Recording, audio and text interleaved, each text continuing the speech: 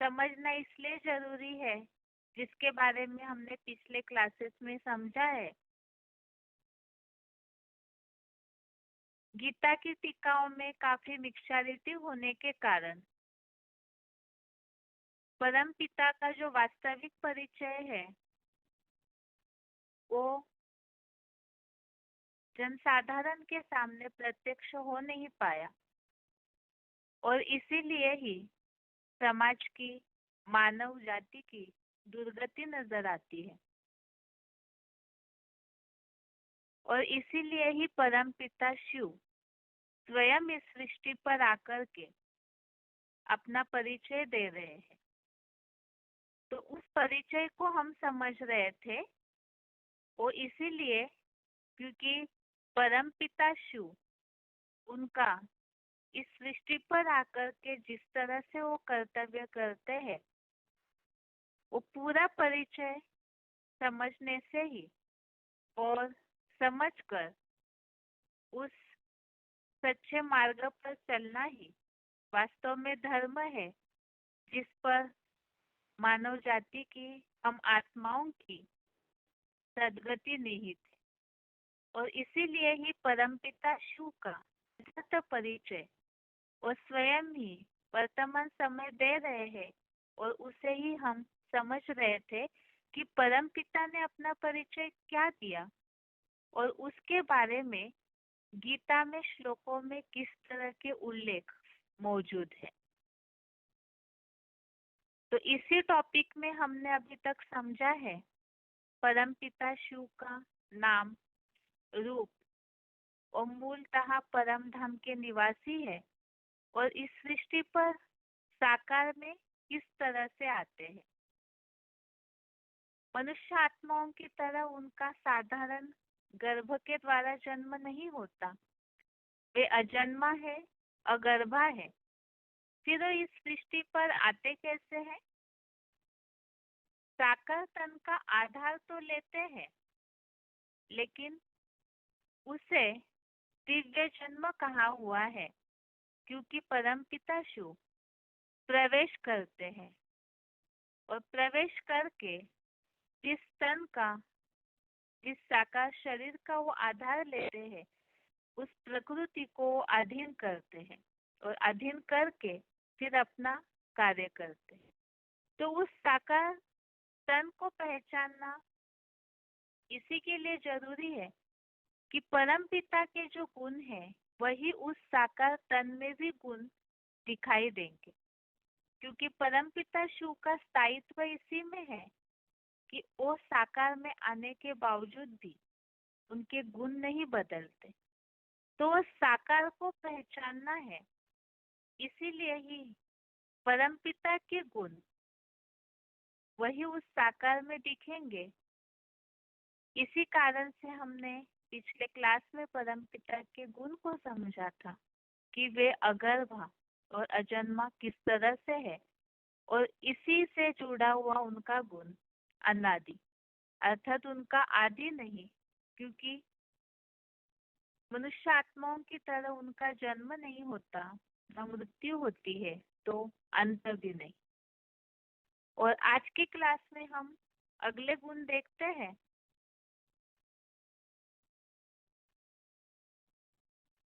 परम पिता शिव का दूसरा गुण है वे अकर्ता है।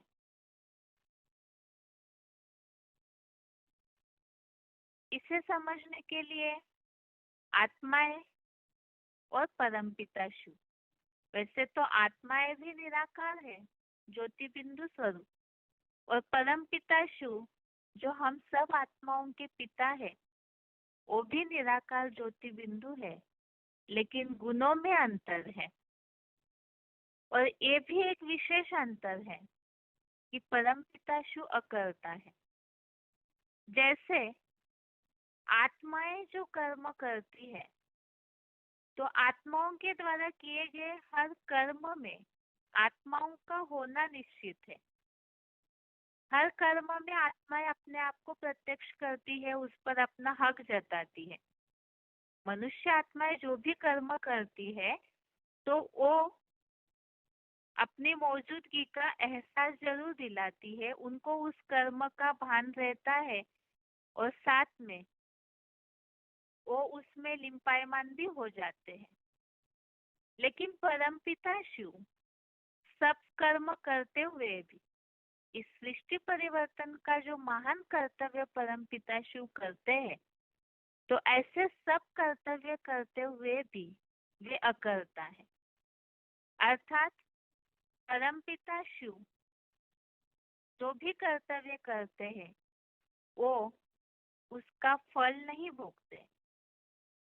अर्थात ही यहाँ परमपिता शिव का ये अकर्ता गुण समझने के लिए ही भगवत गीता में भी इसका उल्लेख चौथे अध्याय के 13वें श्लोक में है। अध्याय 4 का श्लोक नंबर 13 है। चातुर्वर्ण्यम मया सृष्टम पुनः कर्म विभागशः तस्य कर्तारमपि मां विद्धि कर्तारम अव्ययम। अर्थात मैंने गुण कर्म के विभागानुसार 4 वर्णों को रचा था, उसका कर्ता होने पर भी अकर्ता मुझ अक्षर को समझ लेते हैं। तो इस श्लोक में इस बात का उल्लेख आया हुआ है, परमपिता शिव अकर्ता है और परमपिता शिव का ये जो गुण है अकर्ता, ये उनके अभोक्ता इस गुण से जुड़ा हुआ है। तो अभोक्ता अर्थात ही अनासक्त, ये परमपिता शिव का दूसरा गुण। इसे समझने से अकर्ता ये गुण किस तरह से है वो भी स्पष्ट हो जाएगा। तो दूसरा गुण है परमपिता शिव का अभोक्ता।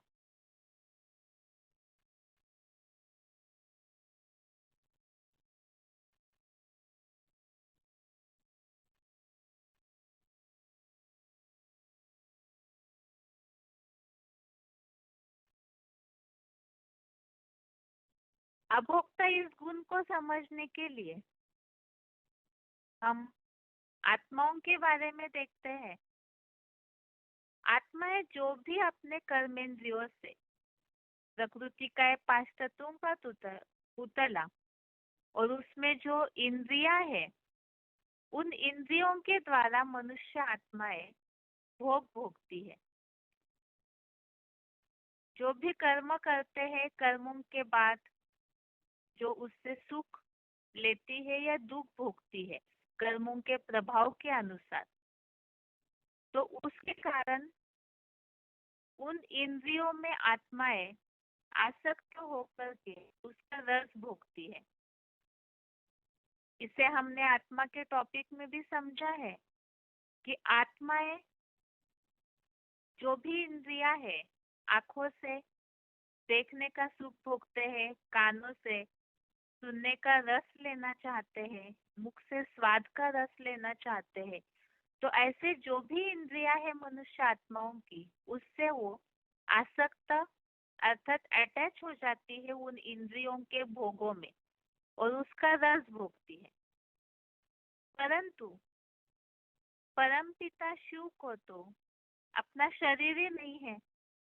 इसे हमने समझा कि वो अजन्मा है, अगर्भा है, तो जन्म मरण के चक्र में वे आते नहीं और शरीर धारण करते भी है, अर्थात प्रवेश करके जो परमपिता शिव कार्य करते भी है, तो भी वो उसमें अनासक्त रहते हैं, क्योंकि उनको अपनी इंद्रियां ही नहीं है, अपना शरीर नहीं है, तो उसमें भोग भोगने की बात ही नहीं है।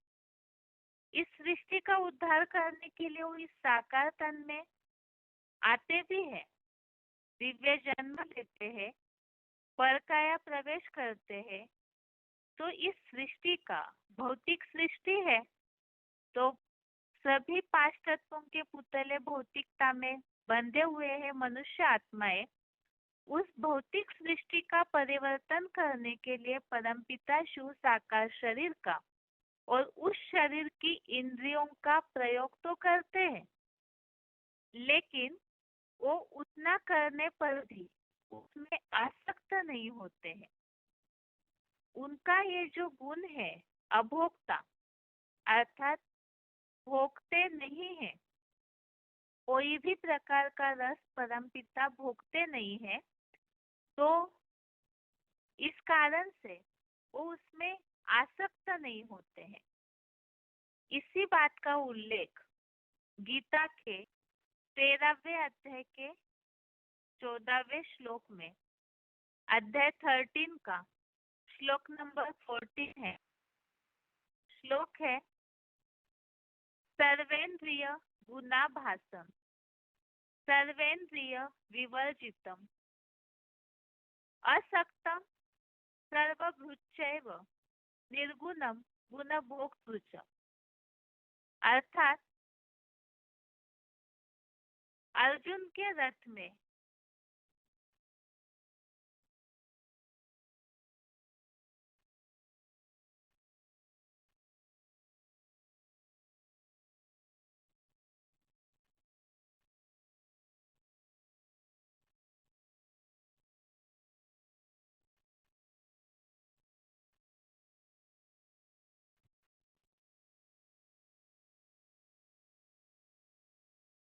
नहीं है, अपना शरीर नहीं है, तो उसमें भोग भोगने की बात ही नहीं है।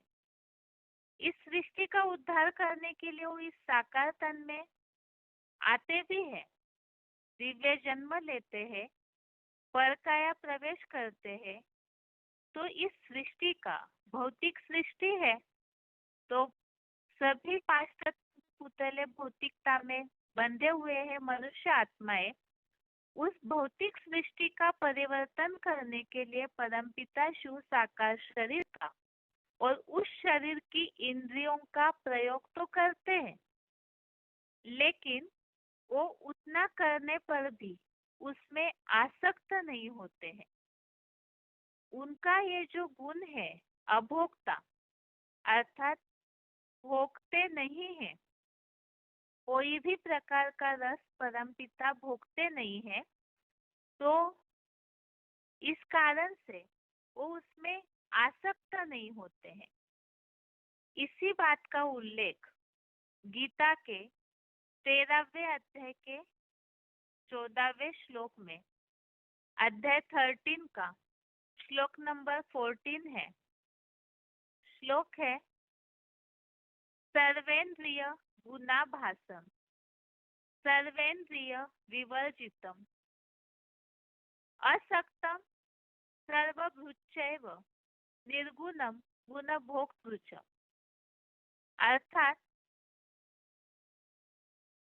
अर्जुन के रथ में सब इंद्रिय गुणों का आभास होता है, फिर भी मन बुद्धि से जैसे भूली हुई सब इंद्रिय विहीन की सदा का निराकारी स्टेज वाला कोई में भी अनासक्त होते भी सब प्राणी मात्र का पोषण करता है और वह निर्गुण है, तो भी मुकर्रर रथ से गुणों का भोगता है।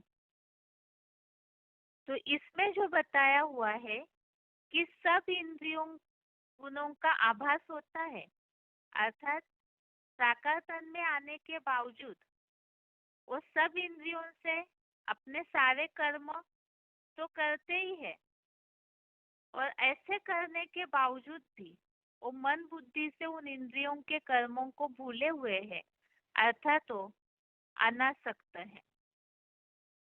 तो मनुष्य आत्माएं तो सब इंद्रियों से सब रस भोगती है। जब रस भोगते हैं तो उसमें अटैच हो जाते हैं, और इसी कारण से आसक्ति जो है मनुष्य आत्माओं की, वही उनको जन्म मरण के चक्र में लाने के लिए भी बंधी हुई है। लेकिन परमपिता शिव साकार तन में प्रवेश करने के बावजूद भी वो कोई भी प्रकार का सारे इंद्रियों से कर्म करते हुए भी उन इंद्रियों का रस नहीं भोगते, क्योंकि वो जन्म मरण के चक्र में आते नहीं। तो इस सृष्टि पर केवल वो सृष्टि परिवर्तन का कर्तव्य करने के लिए आते हैं। तो इसीलिए ही वो इंद्रियों से सब कर्म करते हुए भी उसमें आसक्त नहीं होते हैं, और इसीलिए ही वो अभोक्ता है। और ऐसे अभोक्ता अर्थात अनासक्त रहने के कारण ही उनका और एक गुण यहाँ प्रकट होता है, जो कि वो बंधन में नहीं फंसते हैं। तो आगे इस बात को समझते हैं कि ये अकर्ता और अभोक्ता, इस गुण का इससे कैसे कनेक्शन है। अभोक्ता होने के कारण ही परम पिता कर्म बंधन से भी मुक्त है, और इसी के बारे में ही यहाँ भगवत गीता में भी इस बात का उल्लेख है। 9वें अध्याय का 9वां श्लोक, अध्याय 9 का श्लोक नंबर 9 है।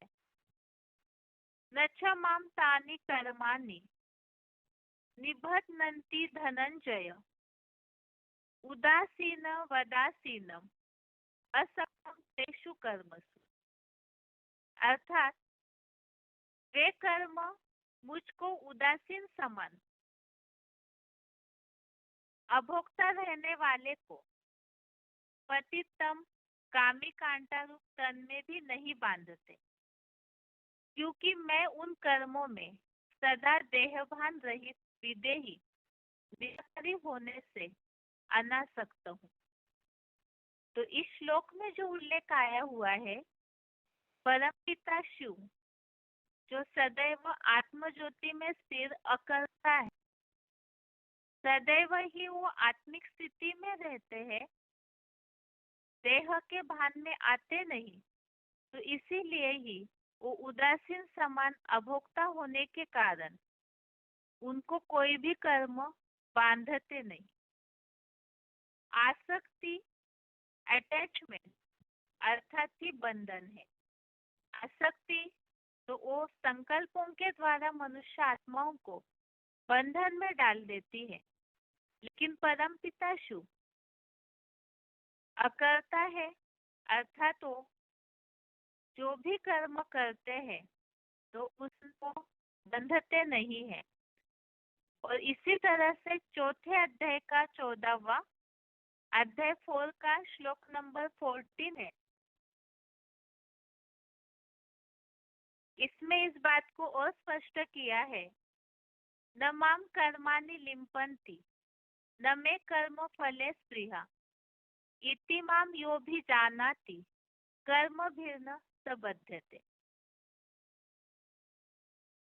अर्थात न मुझको अच्छे बुरे कर्मों का बंधन है, न मुझे कर्मों के फल में कोई प्रकार की इच्छा है। ऐसे जो भली भांति मंथन करके मुझे सदा निर्लिप्त रूप को जान लेता है, वह स्वर्ग प्लस वैकुंठ के 21 जन्म सत त्रेतायुगी आधा कल्प कर्मों में नहीं बंधता, वह सुखी हो रहता है। तो यहाँ इस बात को बताया कि अनासक्त है तो परम पिता को कोई भी प्रकार का कर्मों का बंधन नहीं, और ना ही कोई कर्म फल में इच्छा है। यहाँ कर्म फल की इच्छा, कोई भी कर्म करते हैं तो उससे जो रिजल्ट निकलता है, तो कर्म फल की इच्छा अर्थात आसक्ति, ये भी बंधन है।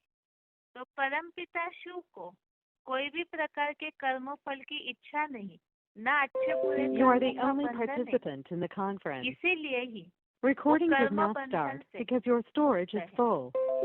Please log in and तो delete यही जो recordings गुण or है purchase more अभोक्ता, storage वो from your परम पिता account. परमात्मा को Recording उनकी did not. आत्माओं से अलग स्थान देता है, और यही गुण उनको परम पवित्र भी साबित करता है।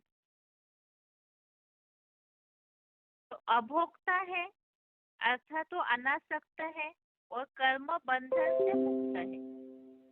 तो बंधन है तो कहीं ना कहीं वहां पर ही मनुष्य आत्माएं जो है उलझी हुई रहती है। लेकिन परमपिता शिव हर बंधन से निराले है और इसीलिए ही वो सबसे ऊंचे स्थान पर है।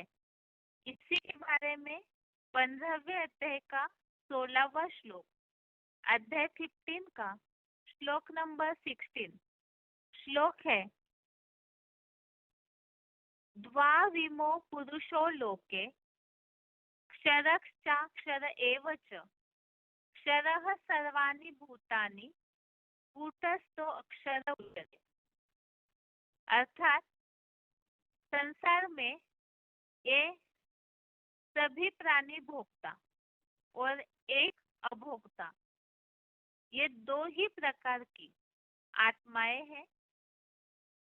अक्षर और सभी प्राणी विनाशी है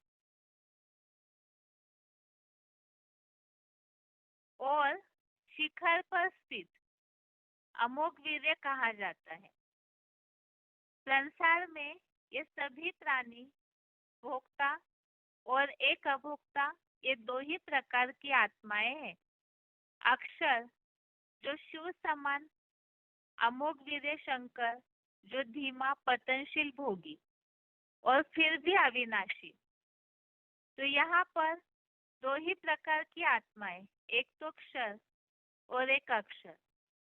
तो परमपिता शिव जो सदैव अक्षर है, क्षरित नहीं होते अर्थात नीचे नहीं गिरते, तो इसीलिए ही वो सदैव अक्षर है और कूटस्थ अर्थात ऊंची पहाड़ जैसी स्थिति में शिखर पर स्थित है। तो कर्म बंधन से मुक्त है क्योंकि परमपिता अनासक्त है और अभोक्ता है। इसीलिए ही और जो भी आत्माएं हैं वो जन्म मरण के चक्र में आते आते क्षरित हो जाती है, नीचे गिरती है, पतनशील स्वभाव की ओर ही जाती है। लेकिन परमपिता कर्म बंधन से मुक्त, अनासक्त, अभोक्ता है। इसीलिए ही वो ऊंची स्थिति में रहते हैं और बंधन में न बंधने के कारण ही वे अजन्मा भी है। तो इस तरह से परमपिता के उन गुणों को हमने समझा जो सदैव उनमें, जैसे सदाशिव है, सदैव ही वो कल्याणकारी है। इसी तरह से ये गुण भी जन्म मरण के चक्र में न आने के कारण उनमें सदैव रहते हैं। ये तो हमने निराकार परमपिता शिव के गुण समझे। इसी बात को जैसे गीता के आधार से, भगवत गीता में जो उल्लेख है उस आधार से समझा। उन्हीं बातों को परमपिता शिव साकार तन में आकर के इन्हीं बातों को जो सहज भाषा में स्पष्ट कर रहे हैं, तो अभी उसके द्वारा हम देखते हैं VCD में आए हुए उल्लेखों में भगवान ने इन सब बातों को किस तरह से स्पष्ट किया है। आगे है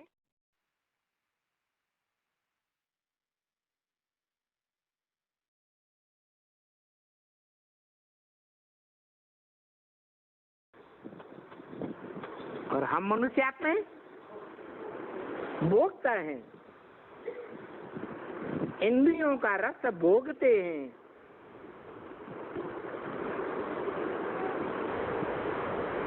और करता भी है।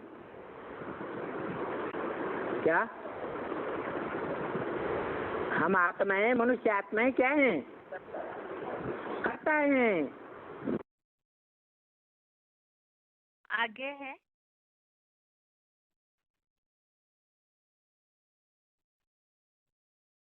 परमपिता शिव का गुण अकर्ता, VCD number 2191, VCD number 2191, 25 minute 25 minutes के बाद से लिया हुआ पॉइंट।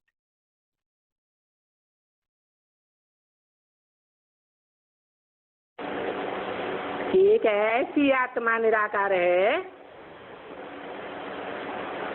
जो कोई कार्य नहीं करती है, अकर्ता है। और कार्य नहीं करती है इसीलिए अजन्मा भी है। गर्भ से जन्म नहीं लेती है इसलिए अभोक्ता भी है। बाकी दुनिया में जितने भी मनुष्य, पशु, पक्षी, कीट, पतंगे सब भोक्ता हैं, भोगी हैं। एक ही ऐसी आत्मा है जो अभोक्ता है, क्योंकि जन्म मरण के चक्र में ही नहीं आती। तो फिर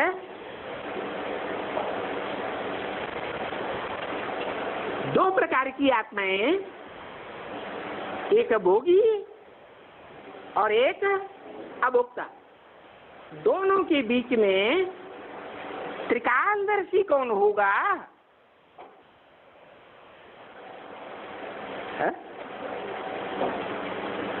अभोक्ता अजन्मा त्रिकालदर्शी होगा, तीनों काल को जानने वाला होगा, या भोगी आत्माएं जो जन्म मृत्यु के चक्र में आती हैं वो त्रिकालदर्शी होंगी। है जो अभोक्ता है, अजन्मा है, वो तीनों कालों को जानने वाला है। वो ही शिव है, वो ही कल्याणकारी है। आगे है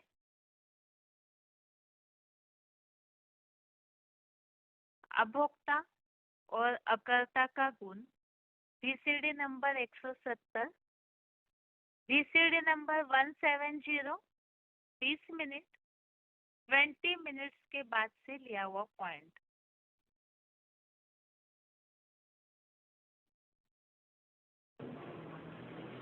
एक ऐसे सुप्रीम सोल बाप की याद सिखाई जाती है जिसको कोई कर्मों का बंधन का लेप छेप नहीं लगता। वो अभोक्ता है, भोगी नहीं बनता। मन इसका पूरा कंट्रोल में है, जैसे कि मन है ही नहीं। वो बुद्धिमानों की बुद्धि तो है, लेकिन मन पूरा कंट्रोल है। तो ऐसे अभोक्ता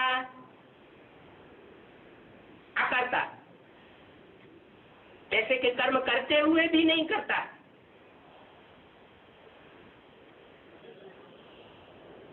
निरंजन कहा जाता है, जिसको कोई पाप का अंजन माना काजल नहीं लगता, कालिमा नहीं लगती, उसको पाप पुण्य का लेप छेप लगता ही नहीं। अगर लगे तो उसको भी जन्म मरण के चक्र में आना पड़े।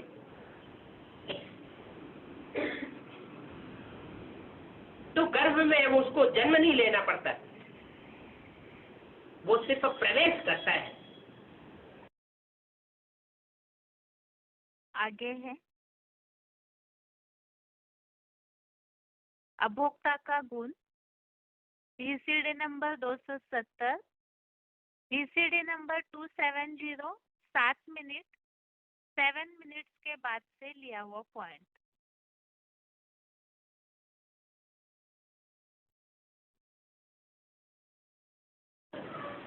जिससे सत्य रंगमंच पर जो भी आत्माएं जन्म मरण के चक्र में आती है वो सब भोगता है।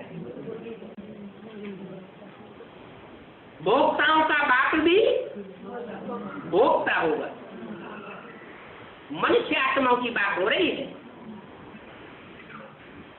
जीवात्माओं की बात हो रही है, जो जीवन में आती है फिर मृत्यु को भी पाती है। उन जीवात्माओं का बाप भी भोगता है। और एक ऐसी आत्मा भी बैठी हुई है जो अभोक्त है। वो सिर्फ एक ही है, उसकी तुलना किसी दूसरी आत्मा से नहीं की जा सकती। जो भोगी होता है, भोक्ता होता है, वो पहले अपना कल्याण करता है। क्या?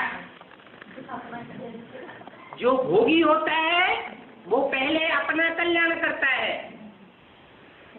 और जिसको भोगना ही नहीं है, अभोक्ता है,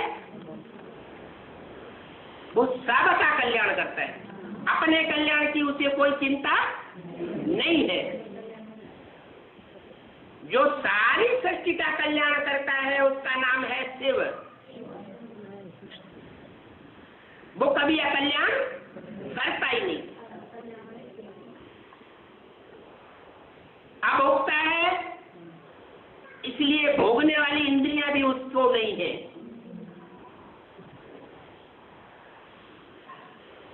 और जो भी जीवात्माएं उन सबको को कुछ न कुछ है, किसी को 1, किसी को 2, किसी को 4, किसी को 10 इंद्रियां हैं। वो इंद्रियों से भोग भोगती है। जिसको इंद्रियां नहीं, उसको अपना शरीर भी नहीं, रथ भी नहीं, अपना रथ नहीं। जब अपना रथ ही नहीं तो स्वार्थ कहां से आवेगा? आवेगा? आ ही नहीं सकता। और ये बात भी मनुष्य गुरुओं ने शास्त्रों में लिख दी। यहाँ संगम युग की ही यादगार। सुर नर मुनि सबकी यह रीति, स्वार्थ लाभ करे सब प्रीति। चाहे देवता हो, चाहे ऋषि मुनि हो, चाहे मनुष्य हो, सबकी ये रीति है कि स्वार्थ के आधार पर सब प्रीति करते हैं। स्वार्थ, क्योंकि उनको अपना रथ है, और शिव सुप्रीम सोल को अपना रथ है भी नहीं। इस तरह से परमपिता शिव के गुण हमने समझे। इसके पहले अजन्मा और अगर्भा, और आज के क्लास में अकर्ता है, अभोक्ता है, और अनासक्त होने के कारण कर्म बंधन में नहीं बनते। ये तो हो गया गीता के भगवान का टॉपिक। अभी आगे है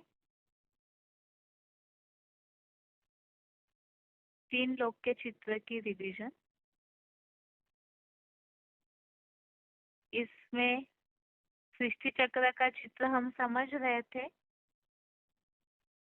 जो रिवीजन में अभी तक हम समझ चुके हैं 4 युगों के बारे में, किस तरह से मनुष्य आत्माएं 4 युगों से जन्म मरण के चक्र में आते आते देवता से फिर क्षत्रिय, वैश्य और कलयुगांत आते आते क्षुद्र बन जाते हैं और आत्मा कलाहीन बन जाती है। और ये जो 5000 वर्ष का पूरा काल चक्र है या सृष्टि चक्र है, इसे ही 2 भागों में बांटा है। एक तो स्वर्ग और दूसरा नरक। पिछले क्लास में रिवीजन में हमने समझा था स्वर्ग से नरक कैसे बना, और इसी के बारे में ये भी बात समझी थी कि देवताएं ही पुण्य क्षीण होने पर नीचे उतरते हैं और नरक में प्रवेश करते हैं। और उसके लिए श्लोक भी समझा था, काम क्रोध लोभ ये नरक के द्वार है। तो इस तरह से यहाँ पर स्वर्ग और नरक ये दोनों भी इसी दुनिया की बात है। न ऊपर कोई अलग से स्वर्ग है, न नीचे पाताल में कोई अलग से नरक लोक है। मनुष्य आत्माएं ऊंचे उठते हैं अपने गुणों से तो देवता कहलाते हैं, नीचे गिरते हैं तो असुर बन जाते हैं, राक्षस बन जाते हैं। ये जो स्वर्ग और नरक की सृष्टि है, इसे ही शास्त्रों में क्या कहा गया है, उसे आज के क्लास के रिवीजन में हम समझते हैं।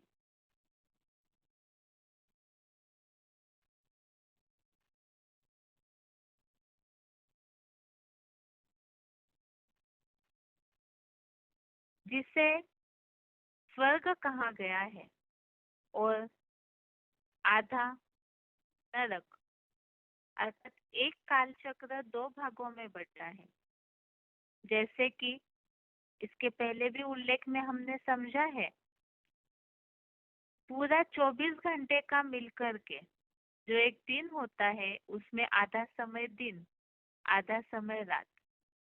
इसी तरह से ये जो सृष्टि चक्र एक बार जो आवर्तन होता है, आधा समय स्वर्ग आधा समय नरक, इसे ही शास्त्रों में ब्रह्मा का दिन और ब्रह्मा की रात कहा है। समय शास्त्रों में स्पष्ट नहीं है, इसे भी हमने समझा था कि शास्त्रों में तो समय को लेकर के काफी सारी बातें आई हुई है, तो उसमें वो बात स्पष्ट नहीं है। लेकिन इस समय को ब्रह्मा का दिन और रात कहा जाता है। इस दिन और रात का उल्लेख भगवत गीता के श्लोक में भी है। 8वें अध्याय का 17वां श्लोक, अध्याय 8 श्लोक नंबर 17। श्लोक है, सहस्र युग पर्यंतम अहर्यत ब्रह्मणो विदु रात्रिम युग सहस्रांता तेहो रात्र विदो जना। तो इसमें दिन और रात इसका उल्लेख आया हुआ है, लेकिन समय की स्पष्टता ये तो हमने पहले भी समझा कि मनुष्य बहुत सारी शास्त्रों में मिक्सचैरिटी की है, क्योंकि मनुष्य कोई त्रिकालदर्शी तो है नहीं, जन्म मरण के चक्र में आने के कारण भूल जाते हैं। लेकिन उसी बात को भगवान आकर के अभी इस समय के सृष्टि चक्र को भी स्पष्ट कर रहे हैं। तो उसमें ही जो नीचे एक श्लोक में उल्लेख स्पष्ट किया हुआ है, यही 18वें अध्याय के 17वें श्लोक में ही भगवान आकर के जो यथार्थ बात बताते हैं, उसके लिए श्लोक में उल्लेख जो भगवान ने स्पष्ट किया, 2,000 वर्षाणाम अहर्यत ब्रह्मणो विदुः एतेषां प्रमाणम रात्रिम ते अहोरात्र विदो जना। अर्थात ब्रह्मा का दिन 2,500 वर्षों का है, इतने ही प्रमाण की अर्थात 2,500 वर्ष की द्वापर कलयुगी रात्रि है। और ऐसा जो जानते हैं वे ब्राह्मण जन दिन और रात्रि के जानकार है। तो इसमें इस बात को भगवान आकर के स्पष्ट कर रहे हैं, समय को एक टोटल 5,000 वर्ष का एक सृष्टि चक्र का आवर्तन होता है, और उसमें 2,500 वर्ष का स्वर्ग अर्थात दिन और 2,500 वर्ष की रात अर्थात नरक। अब ये स्वर्ग अर्थात दिन और रात्रि अर्थात नरक, इस बात को ही स्पष्ट होने के लिए और रात्रि अंत में उस परम धाम में सब लीन हो जाते हैं, अर्थात कलयुग अंत, द्वापर और कलयुग मिलके रात हो गया, और कलयुग अंत की घोर रात्रि में सभी प्राणी अंत में परम धाम में वापिस जाते हैं। तो इस तरह से ये ब्रह्मा का दिन और रात, ये बात तो यहाँ स्पष्ट हो गई। अब प्रश्न आता है, रात खत्म होने जा रही है, कलयुग पूरा होने जा रहा है, तो इसके बाद क्या होगा? अब इसके पहले ही भगवान आकर के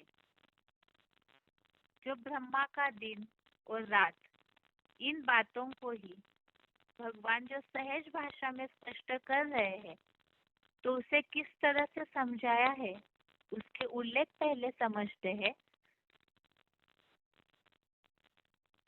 आगे है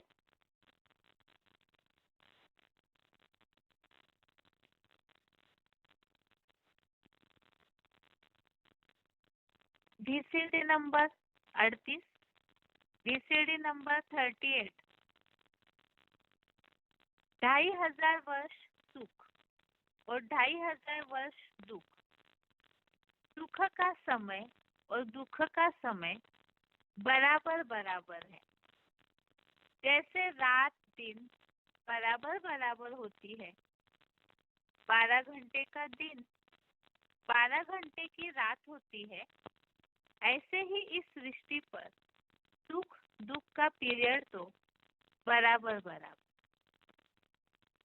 तो यहाँ ये जो 5000 वर्ष का पूरा एक आवर्तन है सृष्टि का, इसको आधे आधे भागों में बांटा, दिन और रात, उसे ही स्वर्ग रूपी दिन और नरक रूपी रात है। तो वही आधा समय 2500 वर्ष सुख का पीरियड, 2500 वर्ष दुख का पीरियड।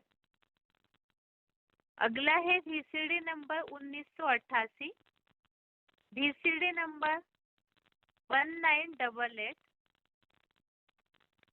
अभी कहते भी है बरोबर ब्रह्मा की रात आधा कल्प और ब्रह्मा का दिन आधा कल्प।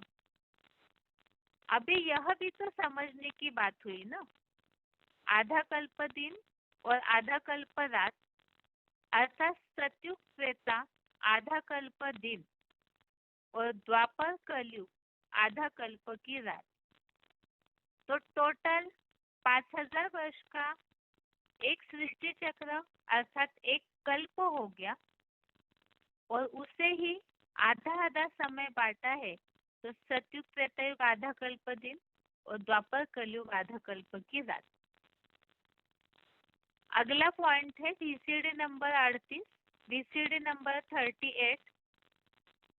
सतयुग में नारायण का राज्य, त्रेता में राम का राज्य। यह नारायण का और राम के राज्य में सुख ही सुख होता है। 2 युगों में इसको कहते हैं ब्रह्मा का दिन। और द्वापर कलयुग में द्वैत पैदा हो जाता है।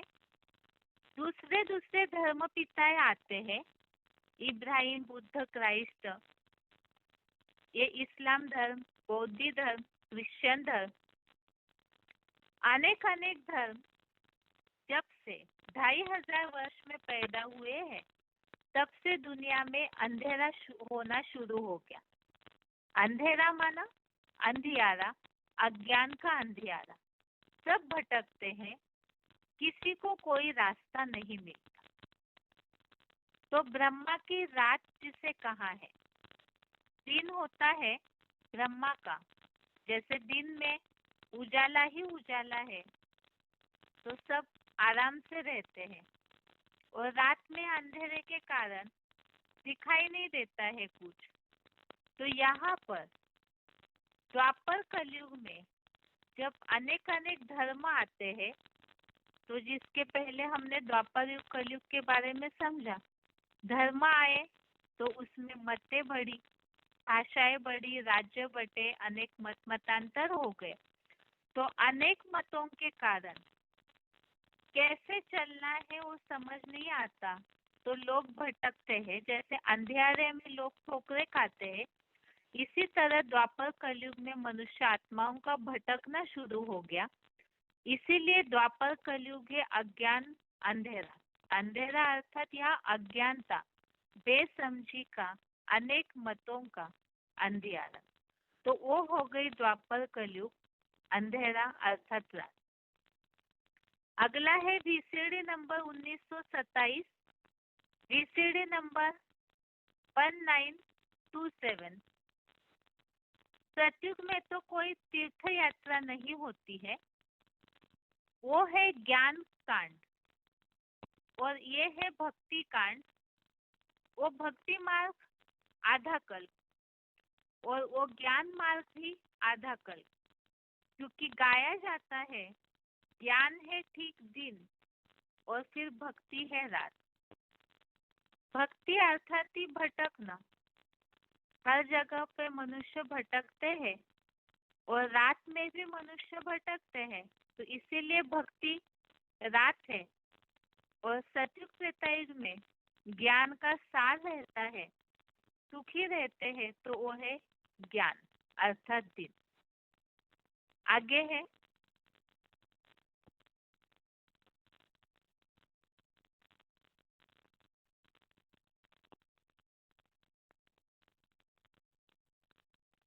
अब यहाँ ज्ञान दिन क्यों कहा है, इसमें बताया बीसीडी नंबर 2112, बीसीडी नंबर 212।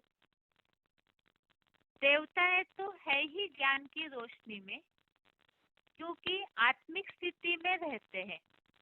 आत्मा स्वयं रोशनी वाली है या अंधेरे वाली है, तो वो है ही रोशनी वाली। देवताएं सतयुग त्रेतायुग में आत्मिक स्थिति में रहते हैं। आत्मिक स्थिति ये ज्ञान का सार है, तो वो ज्ञान की रोशनी आत्मिक स्थिति, और इस कारण सतयुग त्रेतायुग में देवताएं दिन में है, तो स्वर्ग रूपी दिन अर्थात ब्रह्मा का दिन। और इसी बीसीडी नंबर 2112 में अंधेरे के लिए बताया, जब रात के 12 बजते हैं ना, तो उनको घोर अंधेरा कहा जाता है। कौन सा अंधेरा? अज्ञान का अंधेरा। तो द्वापर कलयुग ये अज्ञान का अंधेरा है। आगे है, इस अज्ञान अंधेरे के बारे में और बीसीडी में स्पष्ट किया है। BCD number 197, BCD number 197। बाप बैठ समझाते हैं, दिन है सतयुग और त्रेता और रात है द्वापर कलयुग। क्यों सतयुग त्रेता दिन क्यों है?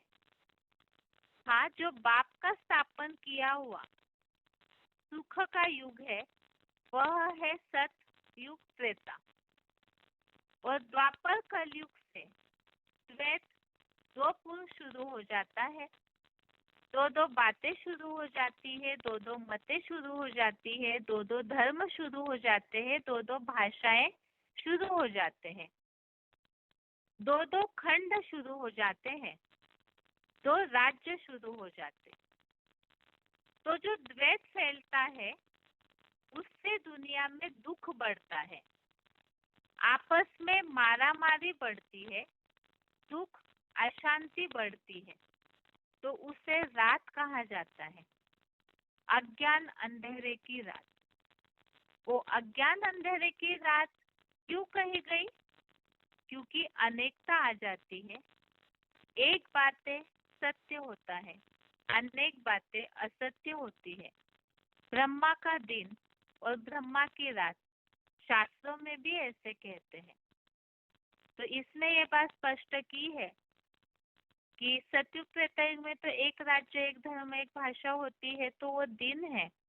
और द्वापर कलयुग से अनेक अनेक दो दो बातों में सब बढ़ जाता है। मते, भाषा, धर्म, खंड, राज्य सब बढ़ गया, तो इस कारण दुख अशांति बढ़ी, तो वो अज्ञानता हो गई।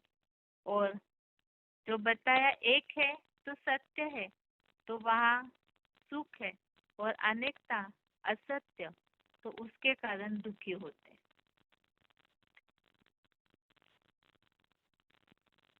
अब यहाँ अनेकता के कारण सृष्टि नीचे कैसे गिरती है उसे और स्पष्ट किया है बीसीडी नंबर 2230, बीसीडी नंबर 2230।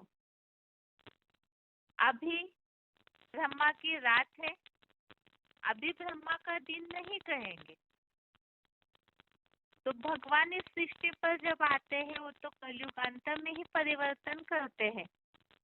और इसीलिए ही जिस समय पर भगवान इस सृष्टि पर आते हैं उस समय की बात बताई कि अभी ब्रह्मा की रात है, अभी ब्रह्मा का दिन नहीं कहेंगे। रात माना ही पतित दुनिया और दिन माना ही पावन दुनिया। अभी कैसी दुनिया है? सारी दुनिया पतित है। पतित माने ये गिरा तो पतित हुआ या ऊपर गया, पतित हुआ।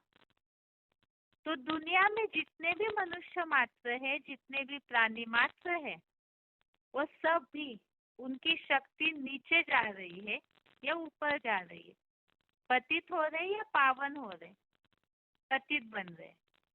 तो रात अर्थात पतित दुनिया, क्योंकि सब नीचे गिर रहे हैं, इसीलिए ही अज्ञानता, ब्रह्मा की रात, द्वापर कलयुग रूपी नरक और पतित होना। तो ये ब्रह्मा का दिन और रात, स्वर्ग को दिन और नरक को रात किस तरह कहा है, वो हमने भगवान जिस तरह से इन बातों को स्पष्ट कर रहे वो समझा। अब रात होती है तो उसके बाद क्या होगा? शास्त्रों में तो इसके बारे में कलयुग के अंत में बहुत सी वैरायटी बातें बताई जाती है। ऐसे सोचते हैं कि सब कुछ खत्म हो जाएगा। जब इस दुनिया में अति का पापाचार बढ़ता है तो फिर सब कुछ विनाश होगा, कुछ भी नहीं बचेगा। तो इसकी यथार्थता क्या है? क्या यही वास्तविकता है? सृष्टि में कुछ भी बचेगा या नहीं बचेगा? तो इसके बारे में हम भगवद गीता के उल्लेख के आधार से देखते हैं कि भगवद गीता में इसके बारे में किस तरह से उल्लेख है। आगे है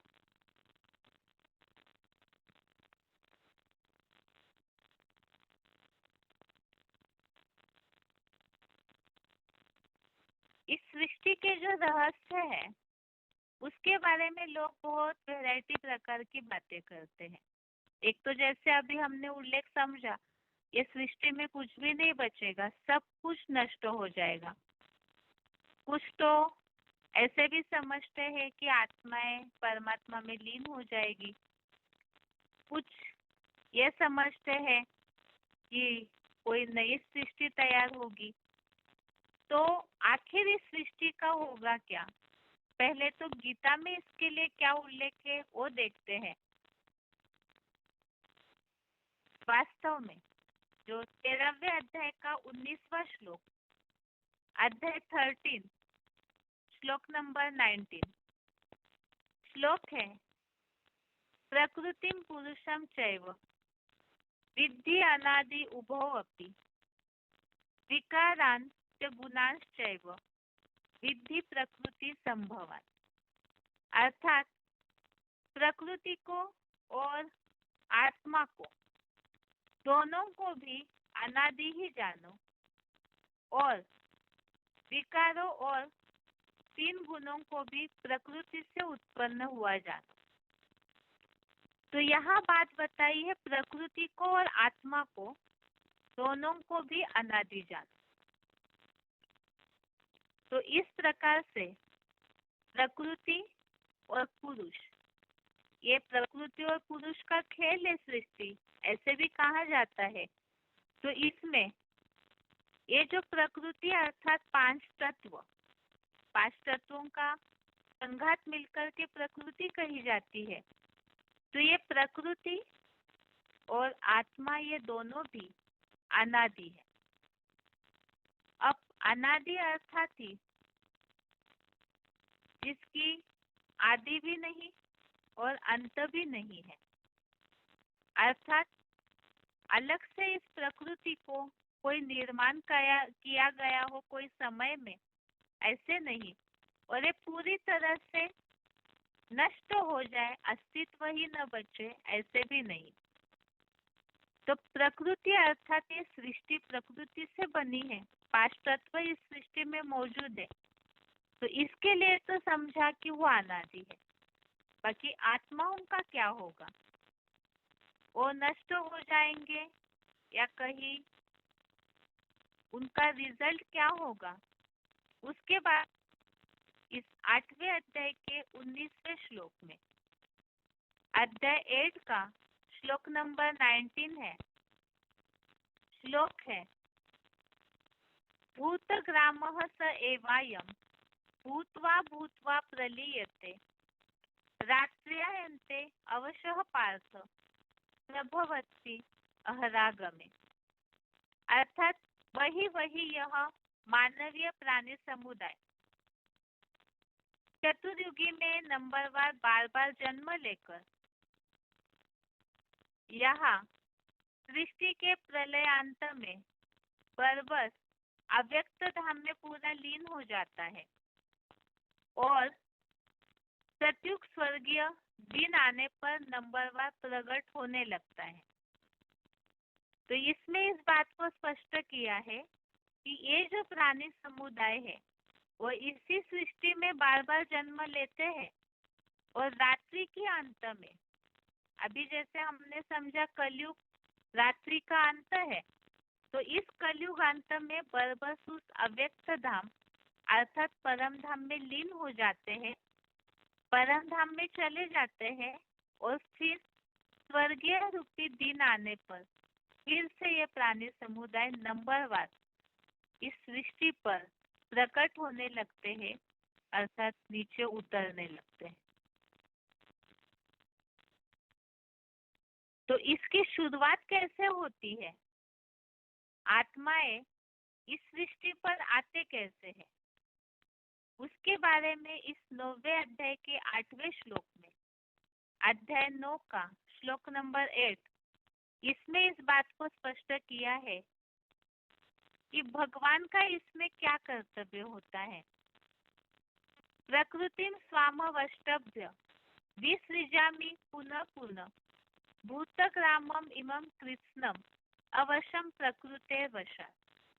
अर्थात मैं अपने प्रकृति को अपने वश में रखकर प्रकृति की अधीनता से पराधीन इस संसार के संपूर्ण जड़ चेतन प्राणियों को हर कल्प में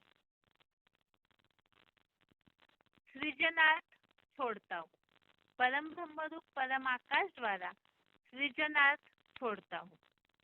तो इसमें इस बात को स्पष्ट किया है कि परम पिता के द्वारा ही ये सब प्राणी ये हर कल्प में ही, अर्थात ये जो ड्रामा है, ये जो सृष्टि चक्र है, इसका आवर्तन हुबहू रिपीट होते रहता है। तो हर कल्प में जैसे दिन के बाद रात, रात के बाद दिन चलते ही रहता है, दिन के बाद एक के बाद एक ये चक्र घूमते रहता है और हर कल्प में इसी तरह से आत्माएं रात्रि के अंत में परम धाम जाती है। सतयुग रूपी दिन शुरू होने पर परम पिता इन सब प्राणियों को नंबरवार जन्म लेने के लिए इस सृष्टि पर छोड़ते हैं। तो इस तरह से ये बातें हमने समझी। एक तो सृष्टि अनादि है, कलयुग अंत के बाद ये पूरी तरह से सब कुछ प्रकृष्ट रूप से लीन हो जाए, जो शास्त्रों में कहा गया है प्रलय होगा और कुछ भी नहीं बचेगा। तो वास्तविकता ऐसे नहीं है, क्योंकि ये सृष्टि अनादि है, अर्थात ही इसकी शुरुआत नहीं, इसका अंत नहीं, केवल ये पुरानी हो जाती है। इस सृष्टि चक्र में मनुष्य आत्माएं जन्म लेते लेते ये सृष्टि को पुराना कर देते हैं देहभान के कारण, और तब रात्रि के अंत में फिर ये सृष्टि में परिवर्तन हो जाता है, आसुरी सृष्टि से बदल करके दैवी सृष्टि बन जाती है। अर्थात रात खत्म होने के बाद सतयुग रूपी स्वर्ग अर्थात दिन की शुरुआत होती है। और ये चक्र जो हर कल्प में बोला हुआ है छोड़ता हूँ, तो हर कल्प अर्थात ये चक्र हुबहू इसी तरह फिरते रहते। अब ये तो हमने भगवत गीता के आधार से इस सृष्टि का आगे क्या होगा उसे समझा। बाकी अगले क्लास के रिवीजन में हम समझते हैं कि भगवान ने इन सब बातों के लिए ये सृष्टि का आगे क्या होगा। अगर प्रलय नहीं होता है तो फिर ये नरक की इतनी पापाचारी सृष्टि, जो इतनी तमो प्रधान पोल्यूशन वाली जो सृष्टि है, ये स्वर्ग कैसे बनेगी? आखिर परिवर्तन होता है तो क्या होता है? और फिर जो शास्त्रों में प्रलय कहा है तो किसे कहा गया है, उसे हम अगले क्लास की रिवीजन में समझते हैं। आज के लिए यहाँ तक ही। बस